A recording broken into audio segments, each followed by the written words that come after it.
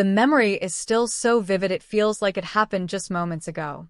The way his chest rose and fell in short, desperate gasps.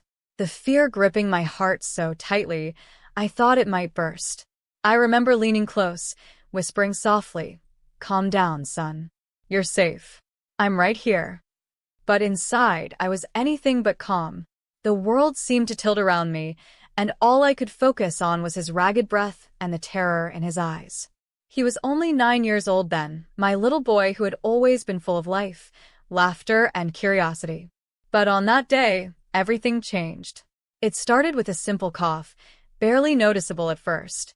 I thought it was just a cold or maybe some dust from the playground. But by the afternoon, his breathing had become labored, each inhale shaky and uneven. When he finally started gasping for air, I knew we had to act fast. I grabbed his hand tightly and rushed to the car, heart pounding as I tried to keep my voice steady.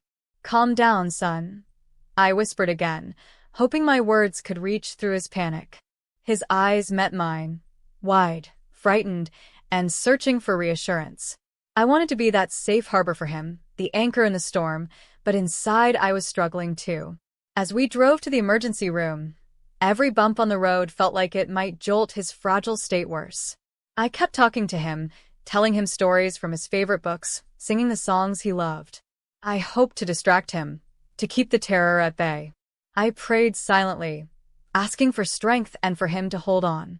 In those moments, time stretched and shrank all at once. Minutes felt like hours, and yet it all passed so quickly. The waiting room was cold and sterile, a harsh contrast to the warmth I wanted to wrap around my son. The doctors moved swiftly, and I stood by helplessly, holding his hand as he finally received the oxygen mask that eased his breathing. Later, as he drifted into sleep, I sat beside him and thought about everything that had led us here. The late nights when he struggled with asthma, the countless times I'd checked on him in the dark, the fear I carried every day as a mother. That day was a breaking point, a moment when my heart was tested in ways I never imagined.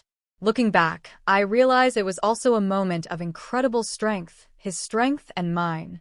We survived it together.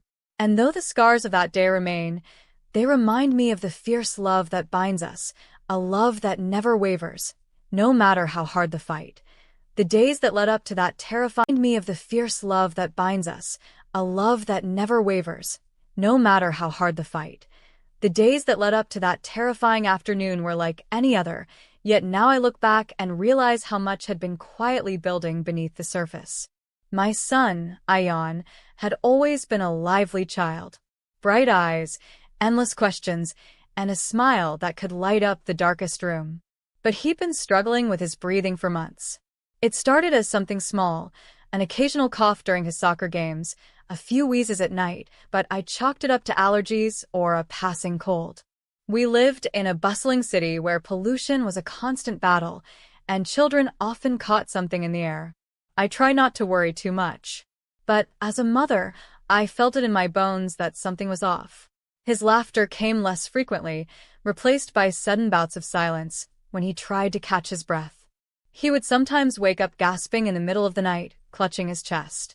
Each time, I reassured him, coaxed him back to sleep, whispered promises that everything would be okay. But inside me, a storm was raging, a tempest of fear and helplessness. That morning, the sky was gray and heavy with rain.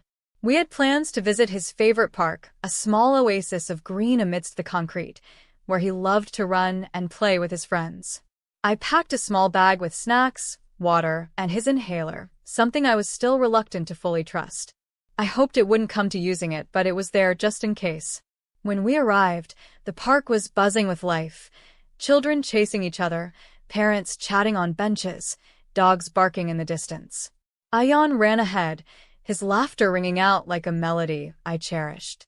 But after a while, I noticed him slow down. His breathing became uneven, shallow. He stopped playing and leaned against a tree, trying to catch his breath. I rushed to his side, concern flooding me. "Are you okay, sweetheart?" I asked gently. He nodded weakly, but didn't say much. I could see the struggle behind his eyes. We sat on a bench, and I gave him water, hoping to soothe him. But it was no use. His breaths grew faster, and then suddenly, he was gasping, desperate, ragged breaths that tore through the quiet afternoon like a scream. Panic seized me, sharp and relentless. I wrapped my arms around him, whispering fiercely, "Calm down, son. Breathe with me. I'm here." His small hand gripped mine tightly, trembling. I could feel his heart racing beneath his skin, pounding in rhythm with his labored breaths. My mind was a whirlwind, calling the doctor, rushing to the car, trying to keep calm while inside I was unraveling.